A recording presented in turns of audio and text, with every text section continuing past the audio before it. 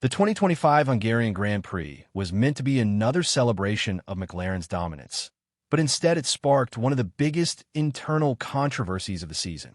Lando Norris took a stunning win from behind, clawing his way through the field and pulling off what many are calling the most strategic victory of the year. But while the British driver stood smiling on the podium, his teammate Oscar Piastri, who had led the championship until now, was left quietly simmering, his title lead slipping away after a costly team decision. What started as a tactical gamble ended in strategic chaos as McLaren's pit wall made a questionable early call that left Piastri exposed, out of sync with his teammate, and unable to recover on a track notorious for limited overtaking. Fans are quick to ask, was this a fair fight, or did the team secretly tip the scales?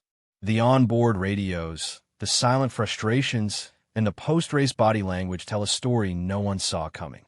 Stay with us, because what happened off-camera might change how you view McLaren's championship campaign.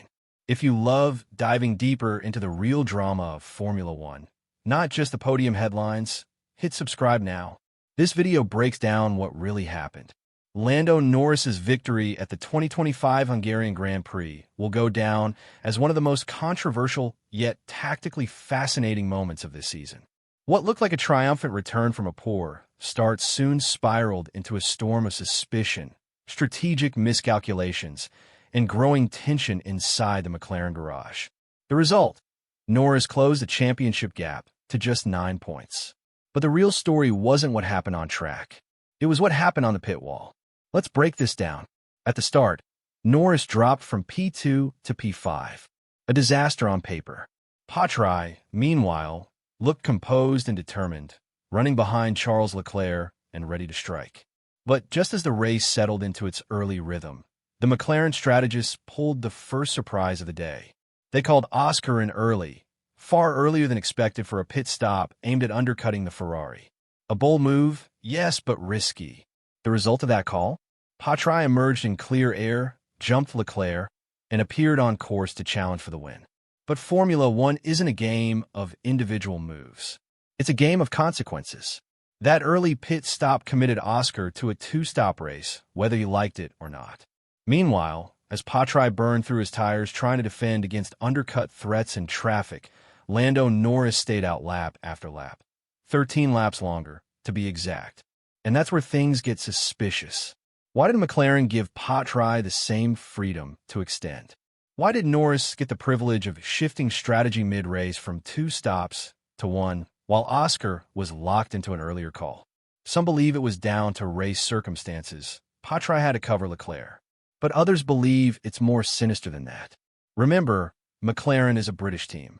Lando Norris is a British driver.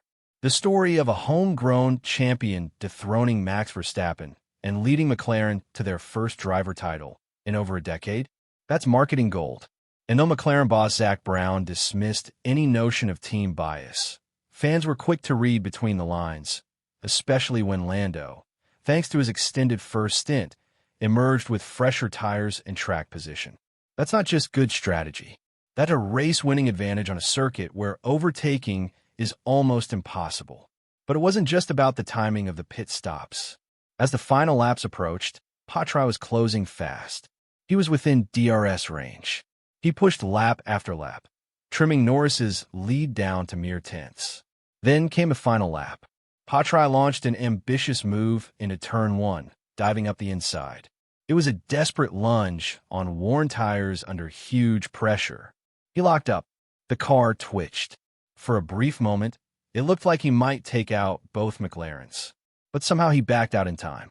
That single move told us everything. Oscar wasn't just racing for position. He was racing for vindication. He knew the strategy hadn't favored him. He knew this was his last shot. And when it failed, the radio silence spoke volumes. Post-race, his frustration was clear but measured. In interviews, he avoided direct criticism, saying, "I'm not sure that was the right call in the end." But the subtext was unmistakable. He was frustrated, disappointed, possibly even betrayed. F1 guru Martin Brundle picked up on it immediately, stating on air, "Oscar will be seething with that." And he's right. Let's not forget what Piastri has achieved this season. This is a driver who leads the championship with 284 points, more than Verstappen had at this stage in 2024. He's been the most consistent performer on the grid.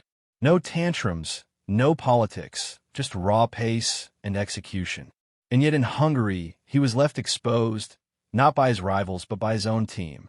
Some theories have already started circulating online. Was McLaren trying to split strategies to cover all outcomes? Possibly. But if that's true, why wasn't Oscar, the championship leader, given a more favorable one-stop strategy? Why did Norris, the chaser, get the clean air and tire advantage? Another theory, internal power dynamics. With the title fight now down to just two men both driving orange, it's possible McLaren is already preparing to back one horse. And if marketing, media pressure, and home advantage play into it, Norris becomes the obvious candidate.